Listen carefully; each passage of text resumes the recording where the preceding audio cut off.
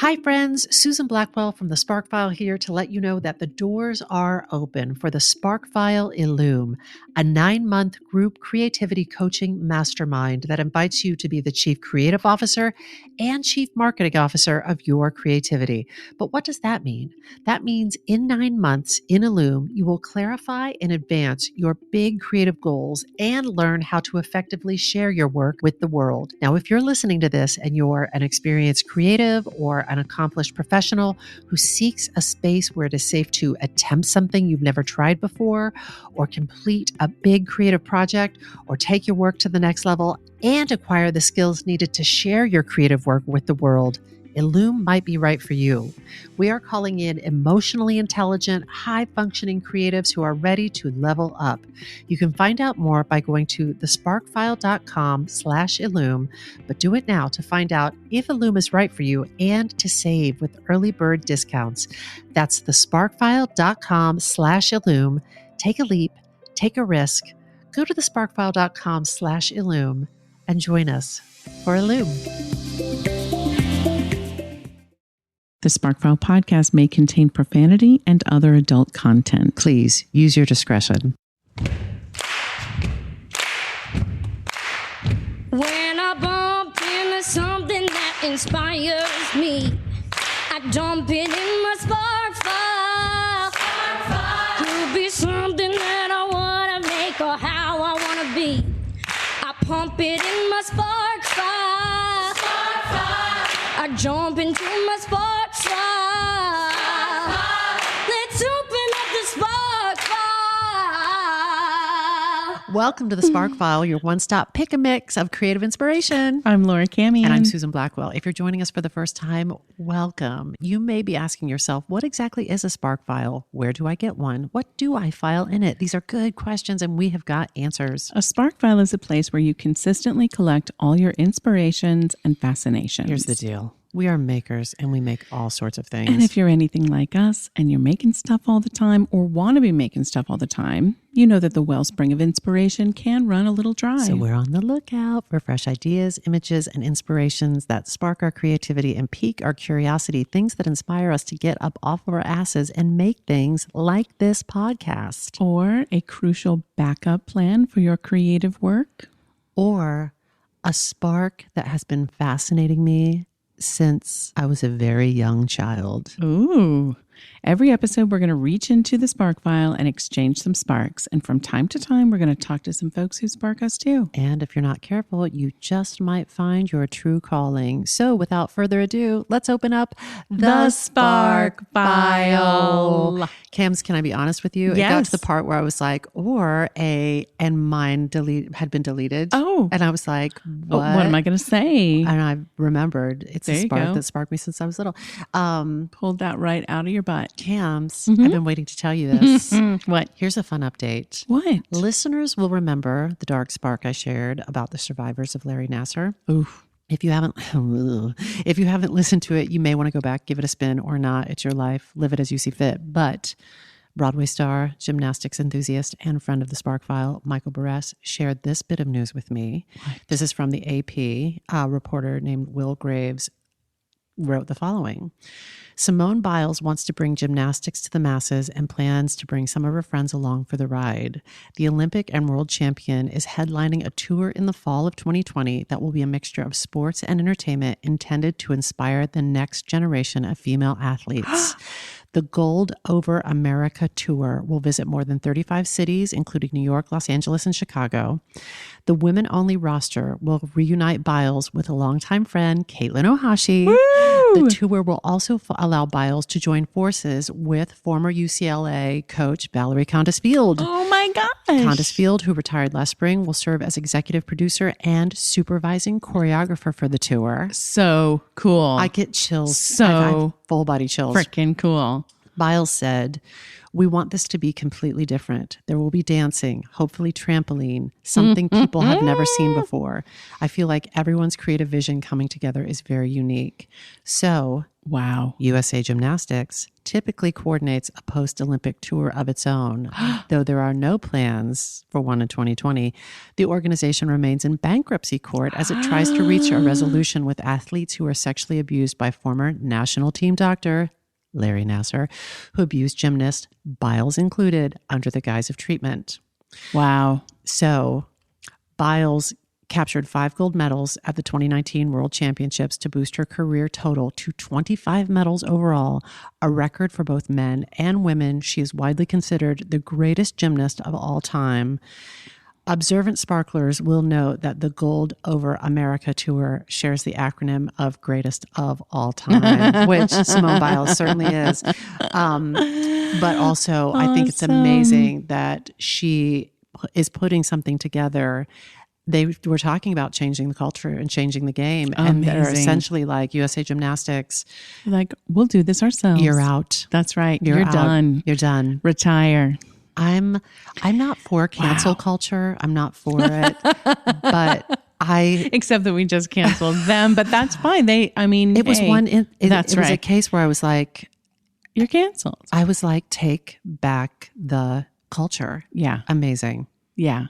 I was so excited about that. Incredible. Can we go see that? Yes. Can we really? Oh my God. Yes. Let's do it. Barres had an idea where he was like, what if you do a town hall where you do a spark file with those? I was like, that would be amazing. We could do it at town hall. Michael, what a great idea. Yeah. Anyway, I thought that was exciting news. What else is shaking? Super exciting. It's been really gratifying when people write to us and let us know that after our workshops, they created the thing that they aimed to make. It's so thrilling. So one of our attendees from the Performing Arts Project created a podcast called Art Versations that she declared she was going to make when we worked with her this past summer. That's right. And she totally did it. That's right. And the hits just keep on coming. Thrilling. I subscribed to it this morning. I'm super excited. Oh my gosh. I need to. One of our, this is just a few, just a handful. Yeah. One of our Miranda family fellows declared that they were going to make this piece of basically a protest performance, and they did it and sent the video. And I was amazing. So it's so gratifying to see people generate ideas about things they're going to make in the workshop and then actually do it. Send us the thing. To follow through. They do the thing. Mm-hmm. So I'm excited about it. I am too. Yeah, good stuff. Anything else we need to, what you got? No, yes, I'm ready to go. You're ready? I'm so ready to share some spark. This day is my favorite day. It's spark thrilling. Day. Yeah, so I'm ready. All right. I'm going to go. You're going to go first. Okay. I'm ready to listen. And here we go. Okay. So, sources for my spark include an article in the Chicago Tribune by a writer named Ali Marati, a video produced by Right Way Signs of Chicago, an article, audio story, and video produced by WBEZ. Someone named Liz Stanton is working on a great series called Curious City. And so good work, Curious City. A YouTube video produced by the user Type Ed, a video produced by USA Today with reporting by Boyd Hoopert of KARE in Minneapolis. I think I'm mispronouncing all the names today, but my apologies. So my spark this week is actually a visual, Cams. I'm going to show you something, and I want you to describe to the people what you see. Don't be nervous. Wait, I need my glasses. Let me put on my glasses. What's this now? What do you see? Hang on.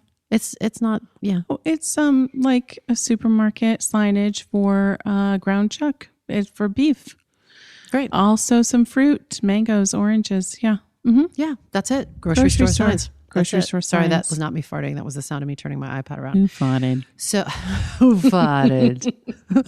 So when I was little, I had this little mini obsession with hand-drawn grocery store signs. Really? Yeah. Yes. There was a supermarket near our house called Liberals. It's long gone. It's now a vacant lot.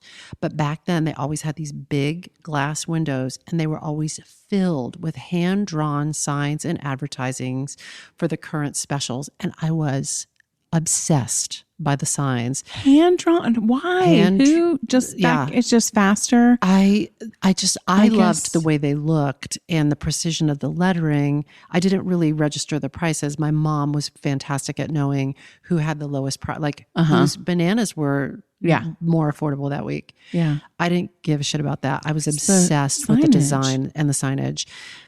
And because all I've ever wanted in life ever is to go backstage and see how the sausage is made, to mix my metaphors.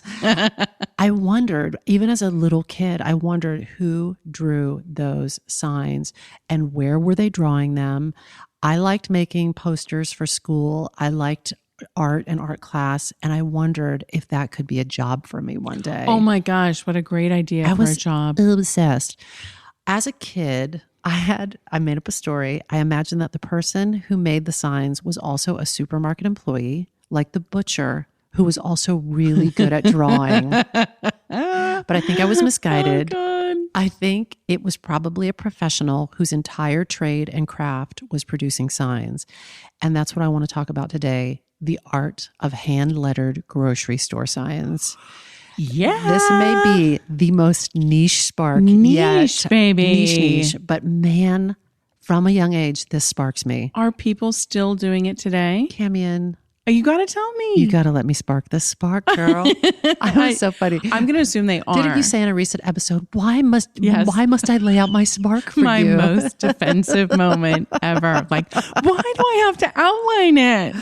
Yeah. I don't want to Sorry about that moment. That's okay. There's always that fear. We're curious and we have questions, but we don't want to like bust. I can't jump ahead. Yeah. I know you have a plan for this. We'll get to it. So anyone can call this work what they want, a trade, a craft, but I think hand-lettered grocery store signs are really an art. And things like large format digital and vinyl letters and printing, digital signs have changed the game significantly, but there are still some folks who are doing the work by hand and keeping this art form alive. Yeah. According to a lecture I watched produced by Type Ed and featuring a seasoned grocery store sign painter named John Downer, there are 3 cities that are still producing a fair number of hand-drawn or painted grocery store signs: New York, Boston, and Chicago. But I will tell you, I found some legendary handmade sign makers in other places too, places like Minneapolis and Toronto. Downer says that there are also some great grocery store sign makers in Mexico City. But for a moment, I would like to focus on Chicago. Susan, can I pause for 1 second? Yeah. Because I know you're going to get to this, I'm sure. Will I? But I'm already like, what happens to those signs? Because, the price of beef is going to go up. Yeah. Do they just throw them out? And how can you get your hands on them? I am going to get to that. Okay. So lightly, because I don't know that I know all of the answers. So curious. Because there's probably a lot of answers to that question, but I know some of the answers. Okay. So Chicago. Travel with me to the city of broad shoulders. Is that what they're called? I don't know. The second city, the meatpacking city, the windy city. Oh, the meatpacking city. Wow. Settle down. So according to sign paper Bob Bahownick, Chicago's been known for the last 120 some years as the sign capital of the world. According to Bob Bahownick. Indeed, in Chicago, there are still sign makers making these iconic signs fresh each week at places like Southwest Signs, where expert painters carry on a tradition of hand-painted advertising signs for Chicago area supermarkets, grocery stores, and hot dogs. This is all from a piece that WBEZ did. Liz Stanton, great work. Wow. These are her words. You walk into the back of the shop and right away, a heavy scent hits you and reminds you of the company's roots. Paints and brushes lay stacked on the counter, covered with Technicolor drippings. 2 long tables, stretch along the length of the shop's back room with a roll of white paper at the end. It starts with the paper. They cut it, then they paint fat, squiggly lines across the top and bottom borders, framing the center, and then they add on the price and the item, and it's straight from the can of paint onto the paper. Wow. No tracing. Wow. Just smooth hand strokes. And watching the paint covered brushes glide across that paper can feel hypnotic. Those are Liz Stanton's words, but I'm going to tell you, those words are true. It is mesmerizing. Wow. They use what is known as the Chicago style. And the Chicago style uses this sort of purpley blue bright red, and then either chartreuse or chrome yellow. And the way that they paint the characters is this very big, very blocky, very distinct Chicago look. That was the one you just showed me that I'm sure we'll share on Instagram. Was that Chicago? Yeah, I can, and I'll show you more. Yeah. So that classic Chicago look is something that longtime sign painter Bob Bahownick says spread across the country after sign painters came to learn and paint in Chicago during the 40s, 50s, and 60s, which is why I might recollect it from my childhood in Ohio, and you might recognize it from your years in Kansas. Yes. A lot of these paper sign makers may have been trained in the same city and some at the same schools of lettering. Very cool. So Chuck Wilmarth is one of the painters at Southwest Signs. And Camion, we have to post a video of him working, watching the way that he paints. No tracing, no rulers, no stencils, but with this certainty and precision and flow. The way that he drags the paint, the speed and the efficiency with which he works, it is a thing to behold. And it's critical for him to be successful at this work, to keep up with the volume and the quick turnaround that's required. All I can think right now is this may be, in a contest of underappreciated art forms, this may be up there as one of the winners that like people just don't think about. You take it you go to the grocery store, you're not thinking about the artistry, the skill or the talent that went into those signs. Yeah, we'll return to this thought. Okay, because awesome. I'm like, let's think about it. Let us open our eyes and think about it. So the grocery stores are typically advertising their perishables on those signs. Not always, but a lot, like the meat, the vegetables and stuff like things that. Things that got to move. Things they can't that sit on have the shelf. to move. Yeah. And their loss leaders, that they're like super low prices that they're taking a loss on just to get people in the door. They're trying to beat the ticking clock and get the perishable food sold while they still can. And they're trying to beat the prices of their competitors even by a penny. Wow. So it's the same for grocery stores, hot dog stands, fish markets. And there's also huge confidentiality around the work that the sign makers do, because if they receive the order, that's right. They can't, another competitive grocer can't know that they've slid it in with bananas 1 penny lower per pound. That's right. I am fascinated by the way that the form has been dictated by necessity. Every part of the signs, which are called knockout signs, have been refined over time for maximum impact. Chuck Wilmarth of Southwest Signs told the Chicago Tribune, "When the car is driving down the street at 30 miles per hour, what do you want to know? My wife always wants to know what's on sale. We really try to think about the layout of the signs, and you have those key words pop and you have the prices pop." So it's all driven by necessity. Perfect. And it's been honed over time. Yeah. So it's just like, it's just perfection. Another legend of the field is Ches Perry. He's a lead sign painter and mural artist at Right Way Signs. And in the 80s and 90s, before the computer took over and hand-painted signs were more prevalent, he'd spend like 12-hour days, one day each week, painting paper signs for grocery stores. Typically, he says the stores would call in their sign orders on Wednesday. He'd paint all day on Thursday, and then he'd deliver them all Friday morning when the sales usually started for the weekend. Wow.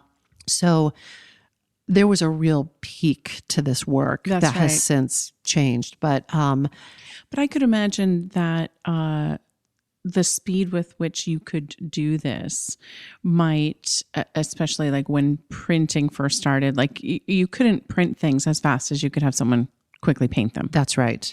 So if you need to get a sale going, and real that may fast, still be the case. In the Chicago Tribune article I read, Ches was in the midst of painting 3 paper advertisements at one time, boop, boop, boop, for the Fish Keg in the West Rogers Park neighborhood of Chicago. Fish Keg manager Monty Williamson says they've been using Ches Perry's hand-painted signs since Perry first had his own shop. Perry has also paints the eatery's menu signs. He's done murals on its walls. The signs are quick and they can keep up with the ever-changing fish specials. In a world where computer-generated signs now dominate, the hand-painted versions are better at catching the eyes of the passers-by. Yes. And the Fish Keg manager said, I love the Fish Keg. Can we go to the Fish Keg for lunch? Yes. The Fish Keg manager said, it's amazing how the signs draw people in. It gives you a warmer feeling. I guess it's almost like, do you want to have a frozen TV dinner or do you want your ma's home baked? All right. You want your ma's home we baked. We totally know the answer to that question. So I watched this video produced by Right Way Signs, which is sign painter Chess Perry and his son. It's their business. And he said how every sign painter has their own signature style. And at the height of the pre-digital sign making era, he could look at any Chicago sign and tell you exactly who painted it. Wow. He actually got into the business by accident. He wanted to go to school for commercial design, what we now call graphic design. He got accepted into a Chicago school. He showed up on the first day and learned it was actually a school that only taught letter design and sign painting. So he literally thought he was going to graphic design school. What? Showed up on the first day. This is pre-internet. This is, this kid trying to make his way in the world. Showed up on the first day and learned he was going to be practicing lettering for 3 years, day in and day out for the next 3 years. He said he kind of liked it, so he stuck with it. This guy, Chess Perry, is the most. Not bad. He's the most he is a laid back, casual dude. He literally practiced hand lettering in different styles a couple of days each week, all day long for years. And through that regular, consistent practice, developed his own lettering style. He remarked that unless younger people get away from a computer, it would be very difficult for them to develop their own style. And I'll add, maybe even just cultivate this skill in the first place. That's right. Because the people that do this don't have 10,000 hours. They have 10 million hours. Well, keep in mind, handwriting isn't even taught the way that it used to be. Yeah. Cursive isn't taught. Yeah. So, they had the basis for... Can I tell you that I wrote something in cursive and somebody who had not been taught cursive said, I don't know how to read that. Oh my God. And I was like... Are they were they 20-ish? Who is a grandma now? They were young. Yeah. And I was like, holy moly. I have feelings I don't know how to express right now. My feeling is I don't want to shame anyone who was not. I'm not putting shame on them. I'm thinking about how fucking old I am. No, I know. Well, first of all, you're not old. But second of all. But you should be ashamed of yourself. No, I'm saying I don't. But there's not shame on them. It's shame on our education system. And I have obsessed, I think I didn't know how to say this because I have been obsessed with this idea for a long time.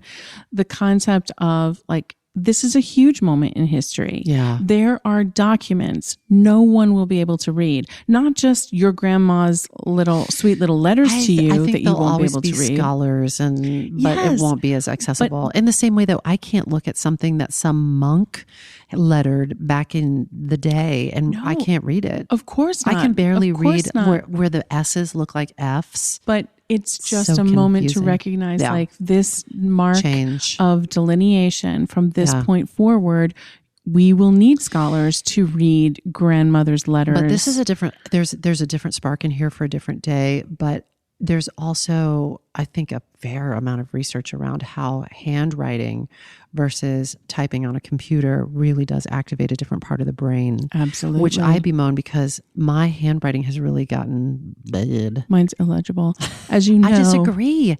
You have nice handwriting. I used to have really nice. It's now. Same here. I listen, in this creativity challenge that we're doing right now. Yeah, you've been handwriting every day. I've been okay, I'm writing. Is your hand going to fall off at the end of the month? It's not, but when I'm it's not going to fall off. I take a picture and I'm conscious of I don't want anyone to read it, be able to you're see it. No worries. And then I look closely at it. I'm like, no one could fucking decipher this if they wanted to. So there's a benefit to it. That's right. But back to the spark. That's right. Chess's son, Alex, is his partner in Right Way Signs. And he says he thinks people are sort of exhausted by digital signage and things printed on a machine, and that hand-painted signs have imperfections and a human touch that give them a distinct appeal, and that even if the same sign painter did 3 versions of the same sign for you, they would still not be identical. There is a human touch to it. Who's that quote from?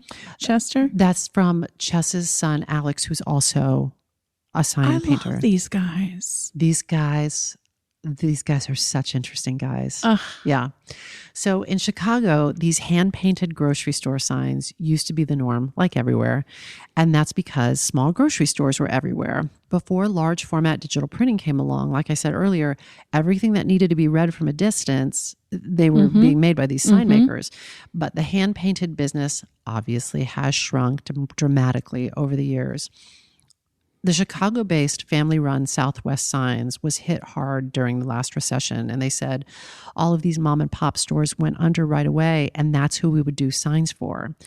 Southwest Signs has managed to survive by diversifying. They bought a large-format digital printer, and digital-focused orders revved up in the past 5 years. But today, the hand-painted paper sign orders make up only about 10% of their work. Of their whole business. Yep. But thank God, like I'm so thankful that they did not just wipe out that business. Yes. Some people would. They would say, wow, you're putting a whole lot into But 10% also, of your business. If it is sort of like a dying business and these guys are aging out Mm-hmm. and somebody's not literally taking up the mantle and taking up the brush and the pen, That's right. it does become a dying art form. Reminds me of Par Puzzles because, Yeah. They Yeah. literally were like, I don't Who have an can- heir to who take can- this on. yes. And someone did, thankfully. Luckily. There is a reason to keep going. The owner of a family-owned market in Chicago says that he can predict what would happen if they stopped putting their brightly painted signs in the windows of their store. Customers would think we are shutting down. Whoa. Yeah, like if they change now, he's like, it's so much a part of their identity. Yes. Customers would think that the store was closing, which I thought was fascinating. This is again from the WBEZ piece. I do maintain hope that the paper signs, though they will never be a majority market share in Chicago, they will always have a role to play because they do something that no other type of sign can do. Yeah. And I feel that way. I think that's right. I also want to commend the store owner for recognizing that. I can't tell you, having dabbled in marketing in my whole life, I can't tell you the number of people who would not recognize that brand connection between these signs and what people know and think about the store. Yeah. They're, some new upshot walking in being like, these cost too much. We can do this cheaper. We could print these in-house, whatever. A million different people with but a million different chain decisions. Store, there's no way a chain store. It really has to be about. No, I'm sorry. There is a chain store. There is a chain. This is not my Spark, but in my research, there was a chain grocery store, big one, big market leader in Chicago called Jewel's, and they still do it. They started doing it again. Awesome. How about that? That's awesome. I am struck by the flow state that these makers are in when they are rocking this work. It really is their life's work, and it is so deeply embedded in their muscle memory. And man, can they paint fast and can they paint accurately? One piece I read said, there are no erasers in the hand-painted sign business. Each mistake is lost money and sometimes, more importantly, lost time. Another video I watched from KARE told the story of a sign maker in Minneapolis named Randy Mueller, who was preparing to retire at 75.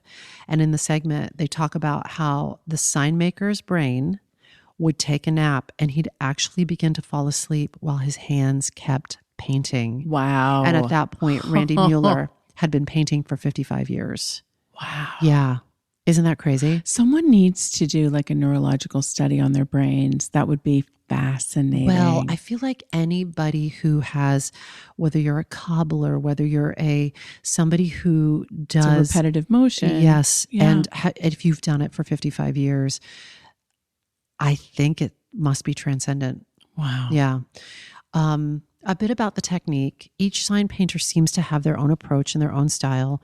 Randy Mueller, who I was just talking about, who could sleep and make signs at the same time, his apprentice, who had been working with him for 17 years when Randy retired, his apprentice recalled Randy teaching him the craft and saying, the brush was like a tractor pulling a semi-trailer, which I think would make the line of paint the semi-trailer. Most support their painting hand in some way. So sometimes listeners, you can't see what I'm doing, but they'll rest their painting hand on their other hand. Some do a technique that I heard one sign maker called pinky down, where they're resting their pinky on the surface and then they're painting the letter with their fingers. Or some use what's called a maul stick, which is sort of, if you can picture like an aluminum cube stick from pool. And then on the end, picture like a ball, and it could be plastic wrapped or it could be like a plastic ball. When I first saw it, it almost looked like a big Q-tip. And they rest the stick on the surface and then they rest their hand on the stick. And then they're also holding the palette with paint on it. And so they're using it as to steady their hand, but they're also using it to guide their hand. And sometimes I think they're using it almost as a level so that if they're painting, so they're working with the geometry of the way the maul stick sits against the letter that they're making to make sure that it's all in alignment. Watching it is... I can't wait to see these videos. But some, like Chuck Wilmarth of Southwest Signs, simply seem to freehand it. So it's just canvas, like paper. It's just the paper. And then he's just got his brush loaded with paint. And he is just the beauty of a straight line painted with a hand that's done it 10 million times. Straight line with a steady hand. I'm telling you, it really... It just really is thrilling to me. You're perspiring. I am. So John Downer is an American journeyman sign painter, a typeface designer, and a logo designer. He began his career as a sign painter in the late 60s. And in the video I watched, he taught a day of lettering paper signs to the sign graphics department at the Los Angeles Trade Tech College. Their sign graphics program is the last remaining trade school in the country with a full-blown hand lettering program. So while there may have been many at one point, now there's theirs. Side spark, it struck me, and I'm sure it's become apparent to you, Cami, and you listeners, that most of these sign makers are men. Not all, but much of this work has been passed down from father to son or from man to man. And I have thoughts about that, but we'll get to it. But I mean, isn't that primarily because of when it originated? Probably, but now I'm like, we're here now, and I know that the culture is changing. But how about some of your daughters getting in there? I have pure confidence that there would be women who are genius at this. So, that's right. Yep. Anyway, John Downer described starting out and working shoulder to shoulder with other sign makers, and it wasn't fussy. There wasn't ego involved because you were just cranking out these giant signs. So John would do the big price numbers, and then the sign would slide. The next guy would do the product names, and then the sign would slide, and the next guy would do any additional text. John laid out some do's and don'ts for this big, fast grocery store sign painting. Don't get too fussy. If you get too fussy, you won't make money. In the sign painter's culture, you do not stack letters on top, like one right on top of each other. But John seemed to have strong ideas, and I've seen some sign painters stack letters. I'm just saying. But is that because it's less legible as you're driving by the supermarket? Potentially, and it might be because it's harder to make it all align accurately. So it may highlight imperfections, potentially. He didn't say why. He just said, don't do it. Do not use serifs. Takes too much time. So we're just doing classic blocky letters, no extra doodly-doos. No shading, no stencils, no graphics. Do not place tape diagonally across the corner of the paper when you tape it to your work easel. It will tear when you're trying to lift the sign off the page. Don't do it, Camion. Here's some do's. I'm stopping today. Do use time-saving abbreviations. Spuds instead of potatoes, for instance. If you want to do a misted or spotted background, you can use a spray can. You can take some latex paint and just splatter it for a little splash behind. Little pop. Yep. Do use a combination of upright and slanted letters, right? So if your prices are upright, then maybe your product name is italicized. Use about 60% of the usable signage area for the price. Again, the price has to be read across the parking lot, across the street. Wow. 60% of the usable signage area, that's going to be the price. Wow. I love this spark. I do love too. It. What has been made of this? What has been made of this spark? Oh. Well, first of all, lots and lots of signs. Lots of signs. So many signs. Iconic signs. Careers. So that retiring sign maker in Minneapolis, Randy Mueller, the one who would practically fall asleep while working and his hands would still keep making signs. He worked alongside a younger sign maker named Patrick Moran right up until his retirement. He hired Patrick 17 years earlier. When he advertised the job in the paper, he included the words, "not college bound." Patrick had a learning disability, and his classmates, he said his classmates called him dumb, like out loud. His classmates called him dumb, and he had to do special education. But Randy said Patrick was probably the best sign painter he ever worked with. And when he sold his shop and retired, his one stipulation was that Patrick was kept on by the new owner. Wow. And I'll tell you, Patrick actually, first of all, just seemed like the dearest heart and a hell of a sign maker. Holy crap. And he gave me hope because he was a young man doing this work. Yeah. And doing it really well. And Yeah. I thought, Patrick will carry the torch forward. I did get a little worried because this was from a video that was produced a few years back, and I couldn't find the sign company where he had worked. Like I really tried to find him and see that he was still there, and I couldn't even. It was a very small business. Yeah, Patrick, wherever you are, I hope that you're still doing this work, and I hope you're still making signs because your work is wonderful. Yes. Yeah.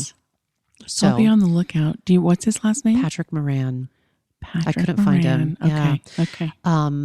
Art. You make art out of this. A famous Toronto discount store named Honest Ed's. Not a grocery store, but it was a discount store. And their interior of the store was covered in hand-lettered signs advertising sales, but there were also tons of puns about how low the prices were. Like it was like, Honest Ed is so clumsy, he keeps dropping prices, like lots of, yeah.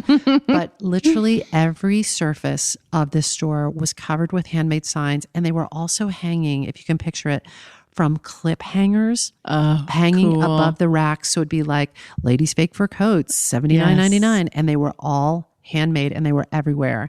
And they were made by just 2 or 3 guys working full time. And when they couldn't store all the signs, and eventually, ultimately, when the store went out of business, they would sell these old signs. And people, they were so iconic to the store. People would line up. The store was an entire city block in Toronto and covered in neon. It looked like a bag of bananas. It was amazing. But people would line up around the block so that they would hopefully have a chance to buy one of these hand-lettered signs, limit 8 per customer. And I looked it up. A few of them are listed on eBay and Etsy, and they're selling for hundreds of dollars. Oh my God. So you make art out of it. That's right. What do we make out of it, Cams?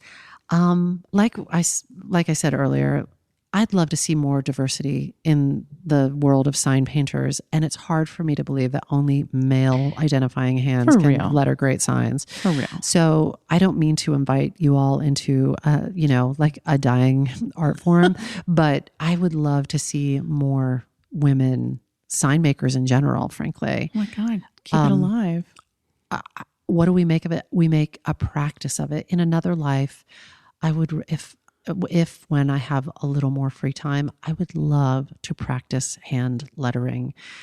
I don't think I would be great at it, but I do think I would take great pleasure in doing this work, if only for my own satisfaction.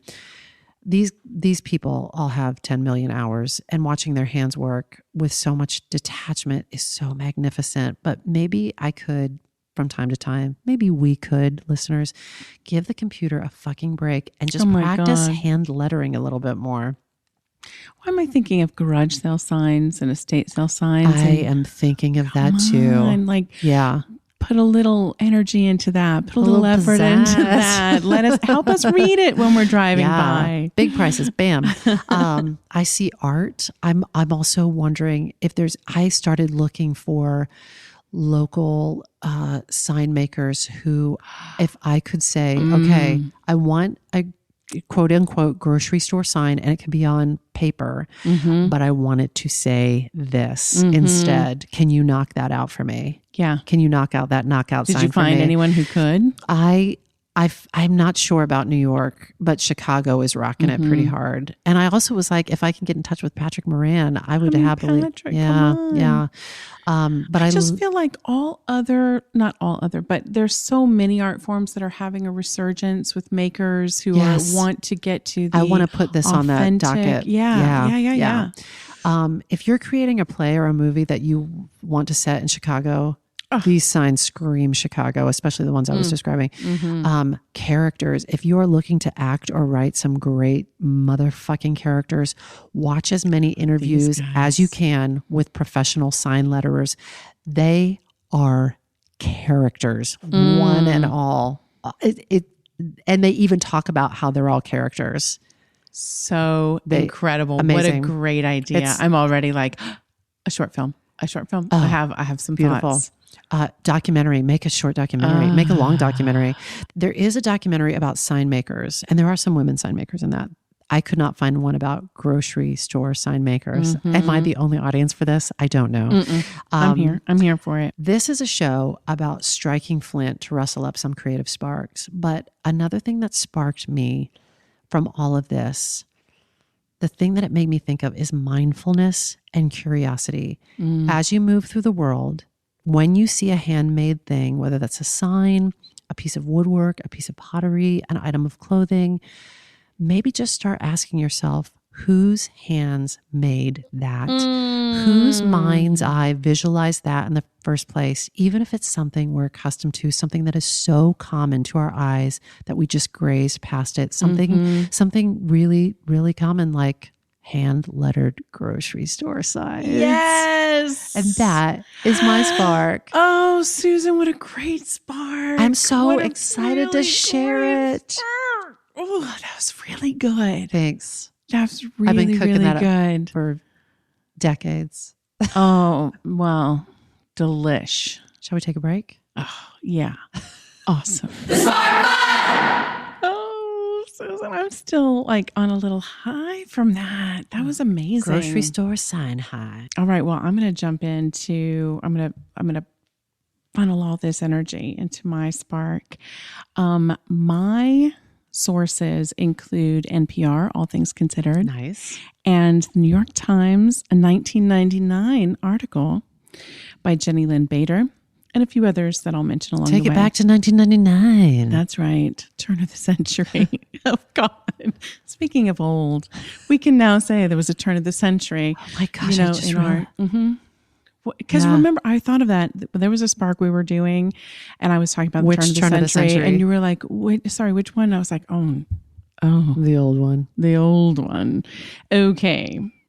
Well, Susan, you know that I'm a fan of estate sales. Yes, right? You know this. I know that and I estate love it. sales can, like, for some people, I think they can bring up like mixed emotions, because the fact of the matter is, are the two emotions awesome and awesome? Awesome and awesome. No, I think if you think about it, there are very few good reasons why someone is having or maybe having an estate sale. I plan on having one when we downsize. I plan to be healthy and alive and have an estate sale. That's right. Yeah. So typically, if the contents of an entire home are being sold, it's typically because someone died. Yeah. Sometimes it's because people are getting divorced and selling all their assets. And occasionally someone is downsizing and going to live in a tiny house or backpack through Europe or something without all their stuff. And that's fine. But when you go to a lot of estate sales, you realize we know what's happened. We know what's happened here. And, mostly it's because someone has died. So there was a time when it kind of creeped me out a little bit. But then mostly I focus on the fact that all this stuff is love just cool stuff. shit. I love cool stuff. And this is just and it gives stuff. it another life. That's right. Yeah. Someone's going to pick through my stuff after I'm gone, and I'm okay with and that. that someone is me. That is Susan Blackwell. And then I'm going to collect the insurance money. Tell Wes that you get like an entire first day of the estate sale to just pick Susan's going to be picking, and then it can open up Is to the this public. where we revealed that I texted you last week and I was like, I'm filling out my will. What do you want? She did. She Can really you remind did. me? That painting. That painting of the has my two name weird on it. girls. Mm-hmm. You want the table chandelier? I've got to have the table There was chandelier. one more thing. You picked up No, one you more denied thing. it. You denied it. What was I'm it? not going to bring it up again because it'll hurt my feelings. Was it POTUS? What did you want? No, but you said you had my name on 2 things. I do. I have it on another painting, but what was the other thing? It was a terrarium, but I don't want to talk again about how I killed that Use plant. it as a candle holder. Great. You can put candles in it. Yes. All right. Sold. Okay, great. Okay, great. All right. So we've worked that out. I'm glad. But you will get first dibs.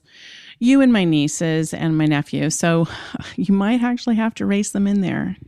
It's the 4 of you, I'm imagining, scrounging Put through it the in a house. well.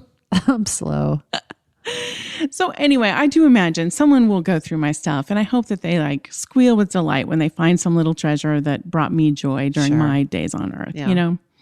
So when Wes and I first settled in Florida, we chose this mid-century home to live in, and the only furniture that really felt right inside of it was mid-century. That's right.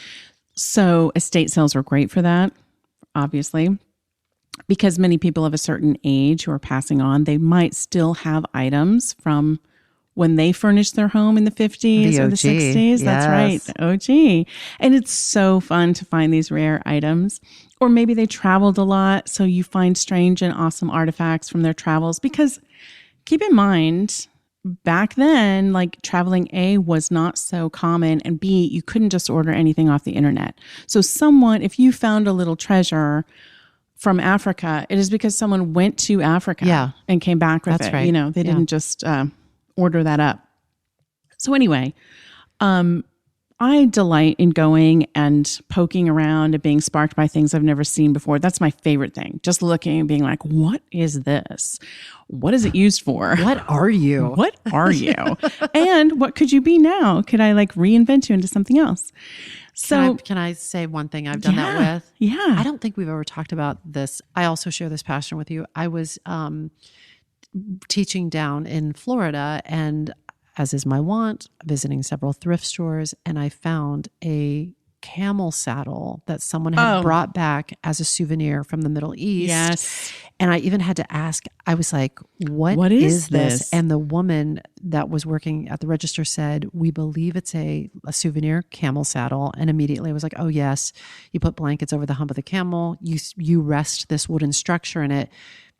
It's padded ideally, and then you can ride a camel. Yeah. But I brought it home, cut a tabletop for it, covered the tabletop with leather, and put those little hobnail screws. Yeah. And I made a beautiful little occasional table out of It it. is so beautiful. We need to put a picture up of it. I really do enjoy, and I'm not somebody who will bring something home and then not get her done. Yeah. I get her done. You're like, I gotta, and I love it. do something. Sorry to with it. interrupt. Yeah. Pridefulness is Yeah. a sin. Go ahead. No, you know, like I used to go and find vintage linens because I used to make these tops. That's right. You would Yeah. take vintage aprons and make the Aprons cutest and halter linens. tops. That's right. That's right. I did. I just loved doing it and combining, like they used to make just such cute linens, like with like souvenir linens that might have Adorable. a map of Florida. graphics Yeah, and super gorgeous. cool. Yeah. So fun. But yeah, it's like fun to poke around through all of these things that people have left behind and reimagine them, or just imagine what they were for originally. It's really interesting. But another thing that people leave behind is unfinished artwork. Mm-hmm. I knew I'd get a deep breath out of you. Like creative projects that they started and for whatever reason they never finished. So this week, thanks to my friend Sarah Shives. Hi, Sarah. Hi, Sarah. Love Sarah Shives. Hi, Sarah. I was alerted to a story about a woman who purposefully goes to estate sales, finds cross-stitch patterns and projects that were left unfinished. She buys them and she completes them. How cool is that? I feel like somebody else sent me this and I didn't have time to explore the spark. Well, what's really interesting is that I dug a little deeper. This woman is the woman who runs Badass Cross Stitch on Instagram. And I follow her. I already follow her. So you were familiar with her work. Yes, but not that. I didn't realize she was going to estate sales and doing that. I was just familiar with her work. I had Part of her work. Yeah. But she makes these creations that juxtapose this like sweet looking old fashioned art form, like cross stitch, with sort of current and modern, feminist, of the moment type expressions. I am all about putting a monster in it, as I call it. Awesome. I love putting a monster in it. Put a monster in it. That's right. So what she does, like she might have like a hoop, like a cross stitch hoop. And hold on, I feel like I should clarify when I say putting a monster in it. Just to clear it up, I mean I like to. I don't know if I've ever said this on here. I like to get paintings from the thrift store and like landscapes and put a monster in it. That's right. That's what I mean by that. Monster in it. Okay. But that's right. I love this. The old meeting the new. I love it. I love it too. And what she's doing is really, to me, it's fascinating. I love putting a monster in it too. She's not putting a monster in it, but she's taking an oldie craft. That's and right. she is putting a new spin on it. That's right. So like her little hoop might say things like, it might say boys will be boys, and then crossed out instead she'll stitch like boys will be held accountable for their fucking actions. So, or she might write like the black sheep of the family is often just the one tagging out of toxic bullshit. And I fucking love this because it's so surprising to see what she puts on these hoops or these little vintage linens, because we're so conditioned to think like visually we're like, oh, that's going to say home sweet home or call your mother or something. And instead like it sends a shock to the system. Subversive. I love it. I really, really love it. So to find out that she does this too, like it just blew my mind. Like she finishes unfinished work for other people. That Come is on. satisfying. It is so beyond. For everybody. And she's got a leg up on whatever that project is. Plus, I want to think like, just pause for a second and think about how many people struggle to finish a creative project. And like maybe they have a mental block. Maybe that just reinforces this idea of like, oh, I don't finish things. Look at this woman. She not only finishes her own shit, she finishes other people's shit. And I think that's such a powerful statement. Like, it's really empowering. She must have a real clear understanding of herself. Like, I finish it. Yeah. I get things done. Yeah. That's amazing. So I really love that about it. But this badass cross-stitch woman has a name. Her name is Shannon Downey. She lives in Chicago.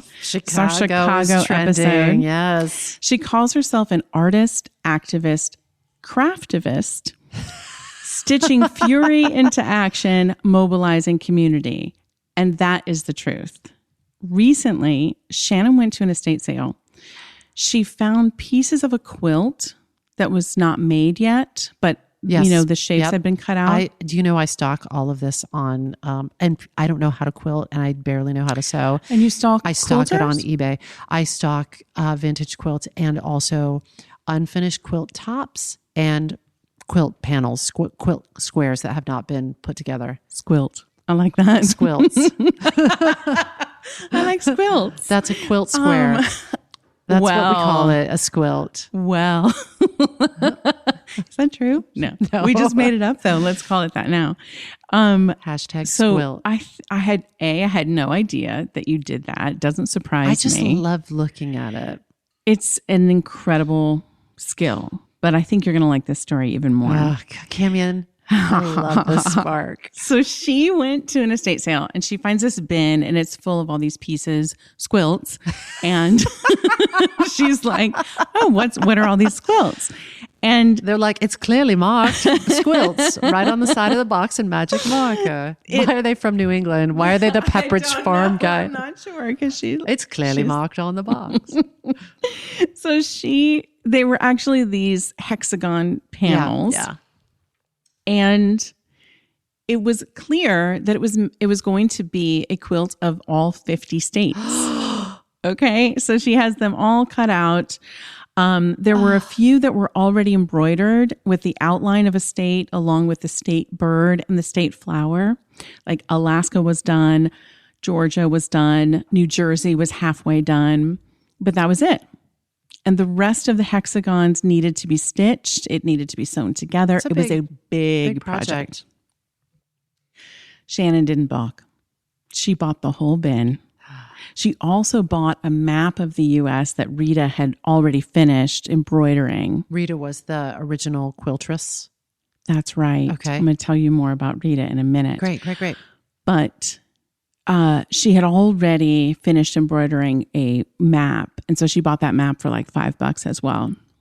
So she put a call out on Instagram for quilters. And more than 100 quilters answered the call. They traveled from around the country. What? They showed up in Chicago. They had a quilting bee? To help her finish the quilt. In person. They looked up and researched the woman who began the quilt. She's no dummy, though, because if you send that work out, it may never come back. It may never come back. All quiltresses and quilters, please report to the dance floor. Immediately. Sorry, I'm so they sorry did to that. interrupt. No, I'm so excited. So they did. So they all converge upon Chicago. And they even looked up who was this woman who had started it. Her name is Rita Smith. She was 99 years old when she passed away earlier this year. Rita Smith. They found her high school yearbook photo. They learned that Rita was a nurse and an avid crafter. I love Rita. So whenever anything was questioned, Shannon tried to imagine what Rita would have wanted. What would Rita do? What would Rita do? WWRD, baby. She said, this is her art. We're just the hands. Oh. Okay. Right? Love it. So in a crafting workspace in Chicago called Wishcraft, all of these women came together and mirrored the long tradition of women getting together to sew and quilt. 7 hours later. 7 hours. That's not a long time, though. No, it is in the not. life of a quilt. That is so fast. Yeah. I thought that was so fast. The quilt embroidery was completed. It's 8 feet by 9 feet. Oh, fabulous. It will now go to a professional quilter to have the filling and the backing put on, and it'll be finished. And after that, it'll be shown locally in Chicago for a bit. But then it will end up at the National Quilting Museum in Paducah, Kentucky. When are we going to Beginning Paducah? in March. In March is when it will be there. Unbelievable. How cool is that? I mean, I doubt that Rita ever imagined. I immediately go to a topic we have discussed on this podcast before, legacy. Rita has no idea. Well, maybe she does. Maybe she's looking down from quilter's heaven. That's right. Legacy. Right? What a beautiful thing to extend this to somebody. What a gift, Yeah. right? I love And to Rita's family. If this. I mean, right? Come on. I love this story so much. One of the other things that Shannon and the women who gathered together discussed while they were quilting is the lack of value that our culture puts on this type of creative work specifically. They felt and feel that it often isn't respected or valued as much as other art forms. Even the fact that Shannon only paid $5 for the embroidered map. I was going to ask. She knew that how much time Rita had put into that, how much skill, how much attention to detail. Yeah. And, $5. So I don't know. Shannon felt that it's due to the skills like sewing, quilting, embroidering. These have historically been considered women's work. Yeah. And they're treated like a little hobby rather than a form of artistry. Yeah. In the NPR story, several of the women discussed the fact that they didn't think their work was worthy of someone finishing when they die. And Shannon said, well, isn't that the point? Like, we don't even value our own work enough. And of course, Rita probably did not imagine that people are going to come in from around the country to finish the work that she started. I gotta see this quilt. So I'm not a quilter, but that resonated with me. And I wanted to bring it up on the Spark File, of course. Like, what parts of ourselves, or what stories are we holding back because we don't think they're worth sharing with the world? Do you remember that movie, like How to Make an American Quilt? I do know it exists. I don't think I ever saw it. It was based off a book by Whitney Otto. It had Winona Ryder, Alfre Woodard, Maya Angelou, Dermot McRoney. My gosh, why can't Dermot Mulrooney. Mulrooney. I'm just going to cut him. Just call him Dylan McDermott. We leave it all in and you call him Dylan McDermott. Yes, it had this fantastic ensemble cast. We're just going to leave it, Dermot. Anyway, I remember this movie being kind of like buzzworthy at the time. And it was about this bond between women in this quilting circle and the tradition of women coming together to create quilts for young women at various milestones, like their wedding quilt, baby quilts for the little ones. Is it a good movie? Do you recommend? I don't think it was like the best, but I remember it, which is saying something. Yeah. Like I remember it from that time. Because there are many things you don't remember. There are many movies I don't remember seeing that my friends will be like, no, you saw that. I was with you. We were sitting next to each other. I was right there. And I'm like, oh, okay. But I remember that one. I think it did strike me, this is well before the time we're living in now. So movies with female relationships that had substance were unique. Yeah. And this was, in fact, about female relationships. It was about handing down female stories from generation to generation. And I was struck by that. Like in the movie, I think the young modern woman that is Winona kind of like rolls her eyes at the idea of this gathering of women, older ladies. And eventually she sees and feels the warm, loving embrace of their, American quilt. Of their quilts. Yeah. Anyhow, I was remembering that movie, I think, as I was reading about Shannon. Yeah. The tradition, though, of women gathering to make quilts dates back till the 18th century. That's the 1700s for you, Susan. Thank you. Also known as the colonial era, like women shared the textile work out of necessity. So they would come together like everybody. You're not saying that quilts didn't exist before then, are you? The tradition of women coming together to make it together. So sharing of the labor, essentially. God, I love that. But there were a lot of things that actually were work parties, quote unquote parties. I'm using my fingers, parties that were a necessity and that we tend to feel a bit of nostalgia for, like barn raisings. Yes. The entire community, harvestings, huskings, and sewing and quilting parties. Can I tell you just one funny side spark? You can. Oh, and we could cut it if this is totally pulling you off course, which I'm sure it will. We were on the subway. It was Halloween. And there is a wind up that happens sometimes when you're on the subway where people are like, pardon me, ladies and gentlemen, excuse me. I'm sorry to interrupt your commute. I just want to ask you for if anyone has any money, anything to eat. And so the minute you hear, pardon me, ladies and gentlemen, excuse me, you just are like, oh boy. Okay. That happened. Pardon me, ladies and gentlemen, excuse me. We're just trying to raise some money for a barn raising. And the whole subway car looked. What? And it was a group of people who for their Halloween costumes were dressed as Amish people. Stop. I have never seen a quicker pivot. The whole subway car burst into laughter. It's one of the funniest, bravest things I've ever seen. Oh my God. And they did it with straight face. And it seemed like they had done it 1 million times professionally. Excuse me, ladies and gentlemen, I'm sorry to interrupt your commute. We're trying to raise money for our barn raising. And it's one of the funniest things I've ever seen in my life. Anyway, that is awesome. I digress. You were saying. Well, this whole topic got me thinking about collaboration and coming together socially to create things. Yes. And maybe it feels lonelier now that we don't create collectively as much anymore. I mean, obviously, if you're working in theater, you're in a show, you are working collectively, but oftentimes you have to wait for those opportunities to arise. So one of my favorite things to sort of combat that feeling of aloneness is writing dates. Yes. I don't know if you have those. Where you can even just sit next to each other and write. That's right. Yeah. That's right. I've done a bit of that. Yeah. And typically, like I learned a particular process from a screenwriting teacher I had named Alatier. She founded the Independent Film School. Hi, Allah. Susan has heard so much about you. We talk about your work all the time.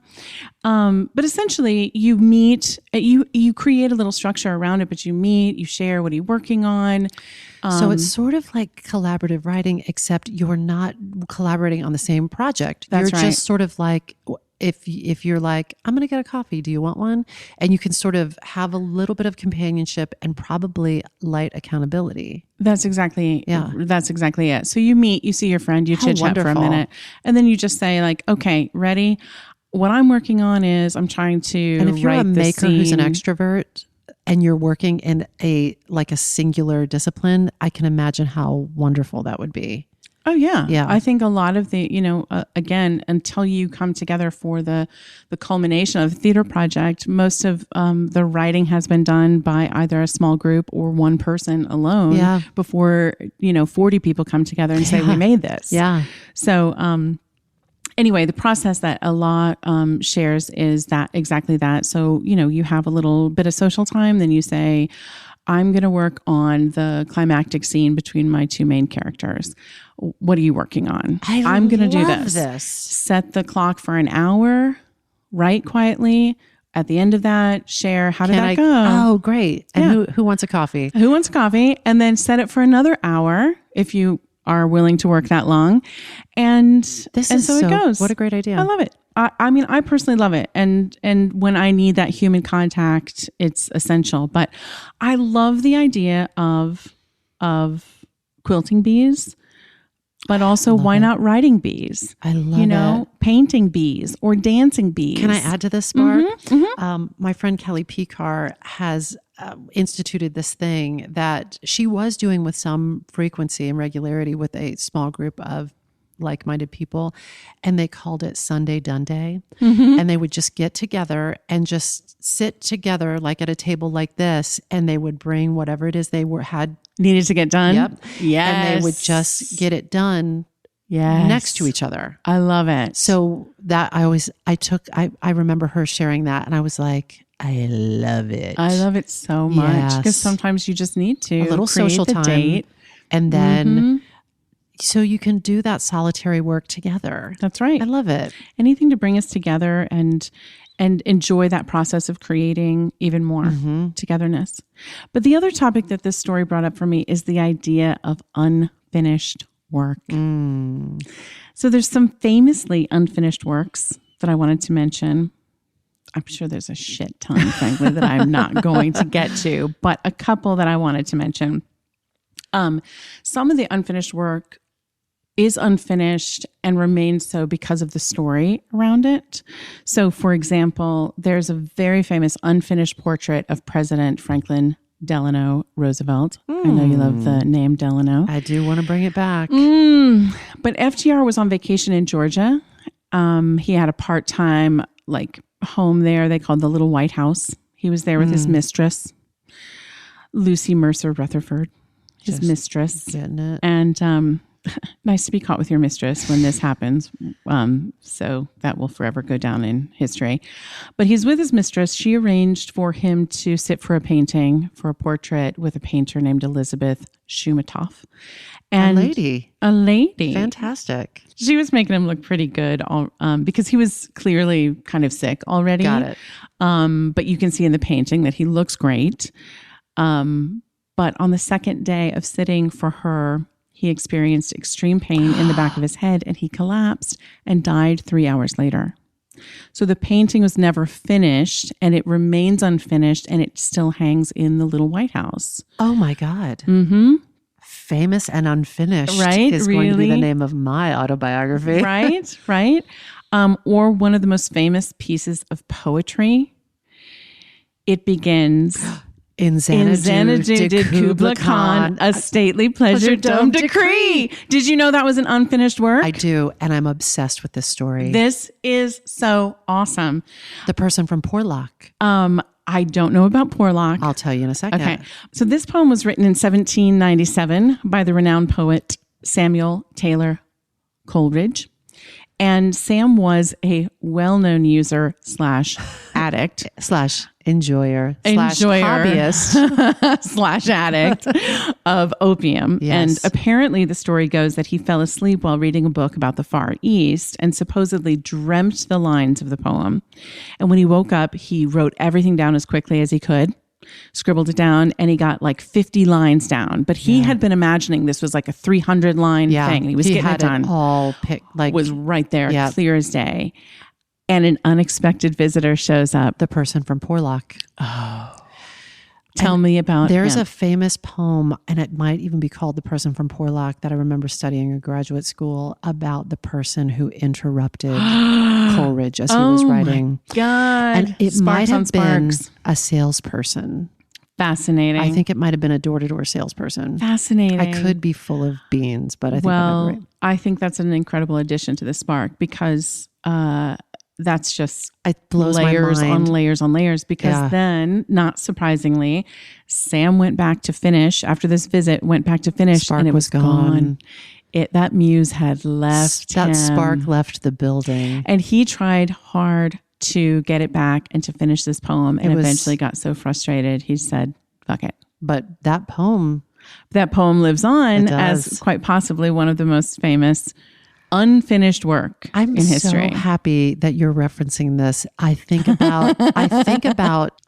about him waking up out of this dream state Haze. and writing this, and then the event of something so clear being interrupted. And I feel like that has happened to me maybe once or twice in my life. Not that I'm a hard drug user, but where I have something that has been so clear, suddenly you get interrupted or you get distracted and it's not so clear anymore. And this is why we always beg of you to get a Spark file and get stuff in it, because these things that seem so indelible, they are leave you. ephemeral, and they will slip through your fingers like Xanadu and Kubla Khan and a stately pleasure dome that he decreed. Will. Yeah, They will. I love that. I love that.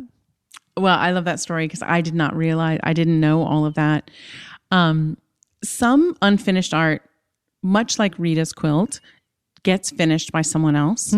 So perhaps the most famous is the unfinished classical piece by Mozart, Requiem, which he died. There's a 20 million sparks around this because he died while he was writing this. Someone a mysterious person had commissioned it for a funeral for someone else. And Mozart went a little crazy thinking about his own death. And That's a good spark. yeah, there's a lot there. Yeah. But when he died, he had only fully orchestrated one movement of Requiem. Got it. Let me count them, 14. Oh, no. That's right. That's so many movements. So Franz Sassmeyer, who some people say was an apprentice of his, some say he was an acquaintance of his. I don't really know what their relationship was, but he went on to finish the 9 incomplete movements, and then he wrote 4 more movements. And still, we credit the whole thing to Mozart. You're kidding me. No. That's huge. That's huge. And do you know Franz's name? No. Never heard of it in my life. Not one bit. It's kind of astonishing. Orchestrations are one thing. Whole cloth composition. That's right. Not being credited with an ampersand to both of them. That seems crazy. Maybe. I'm sure if people who know classical music are like, oh no, I know who Franz is. Great. But For the lay person. Yes, for the lay people like us. Fascinating. Yeah. In architecture, the longest running incomplete project in recent times is the Sagrada Familia, designed by Antoni Gaudi. And I have seen this. Is this it's in Barcelona? Barcelona. I visited this church. Can you, because it's a church. It's a church. It's gorgeous. It's massive. It's a Roman Catholic cathedral in Barcelona. And will you just say, because I've not been to Barcelona, will you say, like, I know Gaudi is super famous, but is he the one that does, like, it's not rectilinear, it's like organic shapes? It looks like it's dripping. Like it looks like all of his stuff to me looks like it's melting. Amazing. It's so ornate and yet you has even this sort of build like, it? how do you Amazing. build it? It has literally been under construction since 1882. What? He worked on it for 40 years before he died. Oh my God. Then when he died, his assistants took over the project, but then it was damaged during the Spanish Civil War. And since then, it's been in a state of flux. Like no one can agree on how to finish it. Of course. And even though it's not finished, it's still the number 1 tourist attraction in the city. And This is so good. Now they're saying it will be finished in 2026. but we will see. Because Come I've read on. things that were like, when I was there, it's like, Yeah. it's going to be done in 4 years. You know, it like, Can we no. can we all just agree, Barcelona, that it is going to be an evolving. That's right. Perpetually Because unfinished. once it's completed, then repairs begin. That's right. Like let's what? just be okay with it. But how amazing. This spark is rocking my ass. Yay. Yeah, this is good. So if your work is left in the hands of someone who is a purist and wants the result to be as close to what you wanted, then you might have something like Janis Joplin. She died of a drug overdose during the recording sessions for Pearl. Oh, And they released the album with 10 songs. That's a famous album. That album is amazing. They had 10 songs done, and it also included 2 incomplete recordings. One they did as an instrumental that was Buried Alive in the Blues, and the other, Mercedes-Benz, they released as an a cappella. I know that song. I never knew it was supposed to be anything other than a cappella. Lord, won't you buy me a Mercedes-Benz? You know that song? Oh my God. And you've heard it just the that way... was one of her most famous songs. And that That's was an right. unfinished. Unfinished. And how great, though, that they didn't try to layer on their own ideas of it. This is crazy. This is crazy. But maybe in that case, I guess you could look at a quilt that's in pieces, that there is embroidery that's not done, and say, clearly that's not finished. But a song, Mercedes-Benz, that feels like a complete expression. It could, yeah. So in I that guess, case, yeah. But maybe that wasn't her original intention for it. Right. So fascinating. It's so interesting, right? Yeah. In the theater, some people have assembled unfinished work into its own new project. Like recently, Jennifer Ashley Tepper presented the Jonathan Larson project. Yes. Feinstein's Hi, 54 Jennifer Below. Ashley Tepper. Hi, Jen. But she went through his vast collection of unfinished ideas and sort of random lyrics and song demos.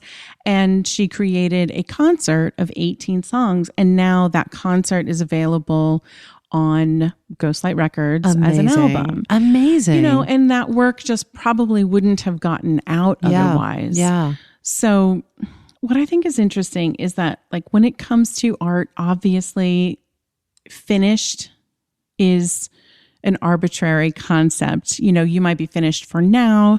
You might want to go back to it later. Yeah. Some people are like, that piece of work is not unfinished. I'm done with it, and I didn't want the world to see it.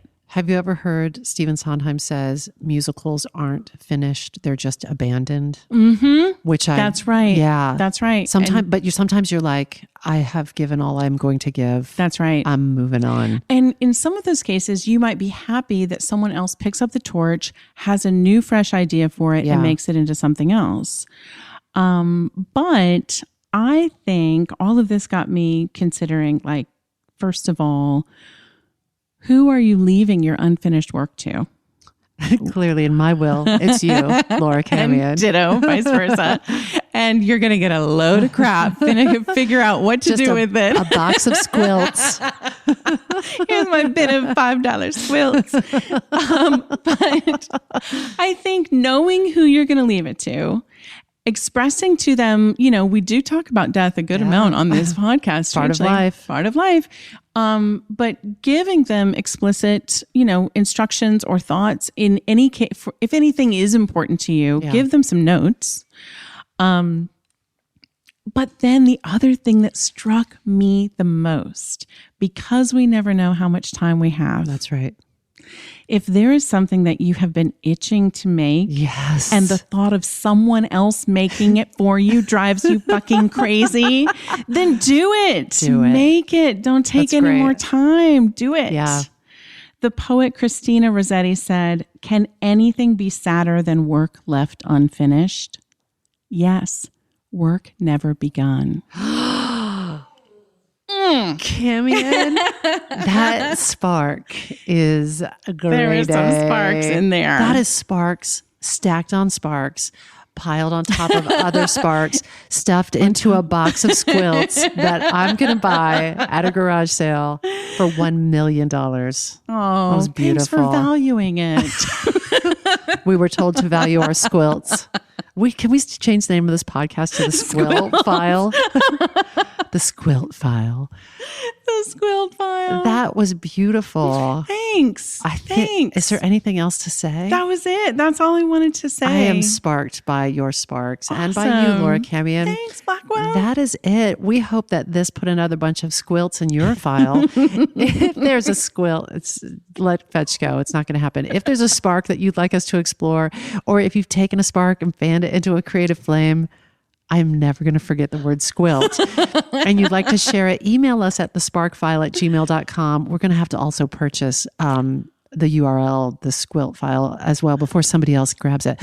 Or submit it through our website, thesparkfile.com. I'm thinking some squilt merch. Okay? I love merch.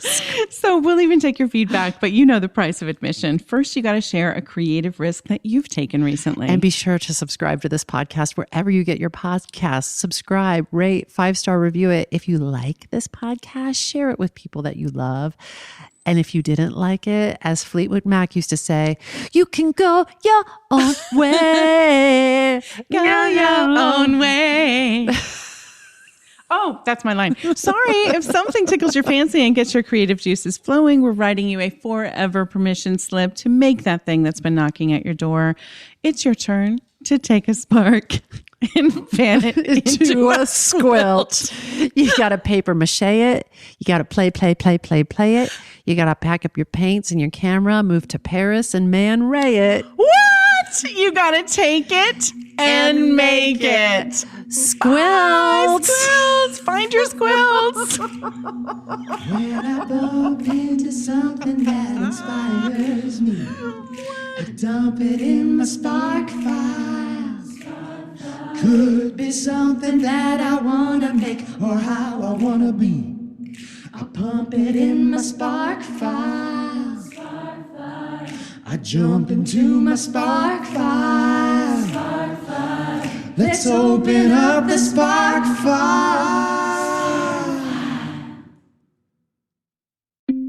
Hi, friends. Susan Blackwell from the Spark File here to let you know that the doors are open for the Spark File Illume, a 9-month group creativity coaching mastermind that invites you to be the chief creative officer and chief marketing officer of your creativity. But what does that mean?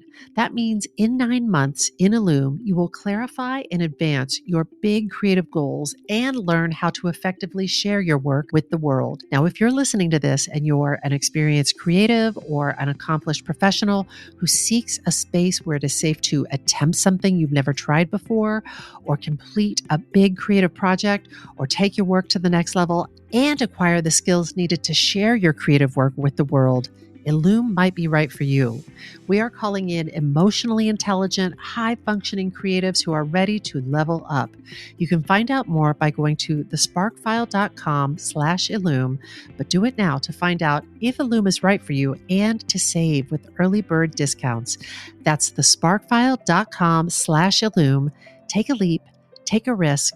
Go to thesparkfile.com/Illume and join us for Illume.